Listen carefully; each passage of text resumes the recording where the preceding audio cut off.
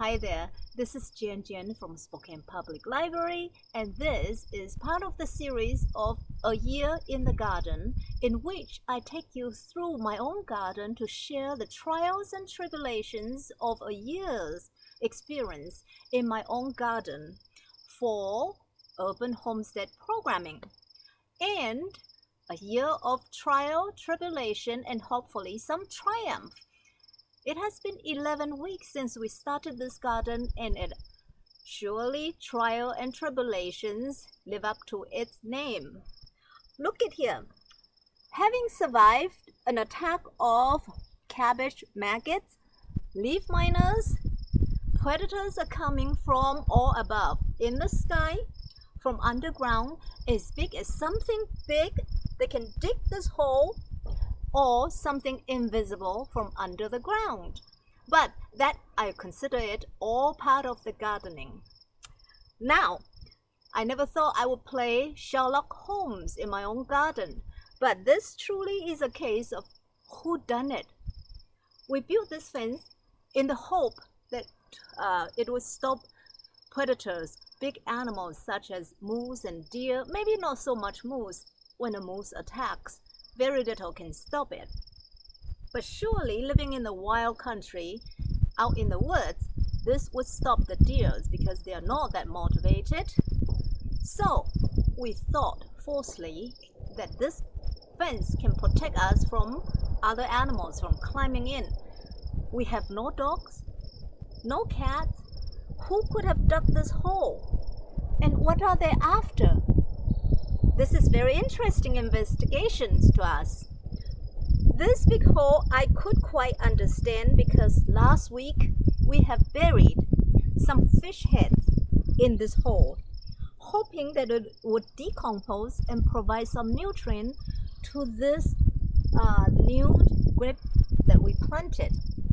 But a week later, it looks like somebody climbed up over the fence and discovered it. There are no poles around it, so could it be a coyote? But like I said, there are no poles around it. So we deduct that this is a raccoon that can smell the decomposing fish heads. So anyway, chalk it up to experience. That mystery was easy to solve. But then again, last night, same thing happened. And this time, something truly mystified me. Look at these holes. Apparently, this is from the same animals. But there are no fish carcass that's buried here.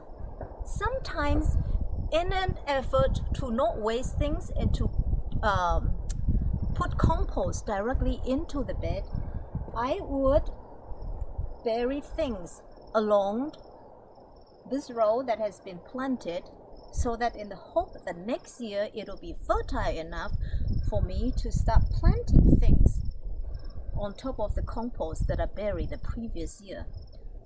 But I have not done such a thing on this new bed.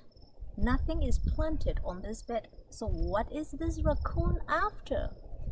So I scratched my head and scratched my head. I came to this conclusion.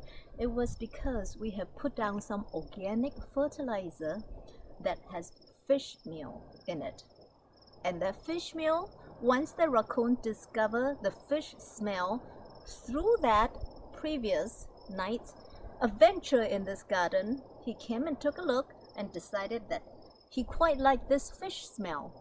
So he dug several holes in this garden in the hope of finding something, but he didn't find anything.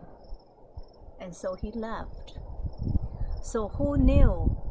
One thing leads to another. Sometimes all good intentions do not lead to good result and backfire on you. But that's all part of the gardening.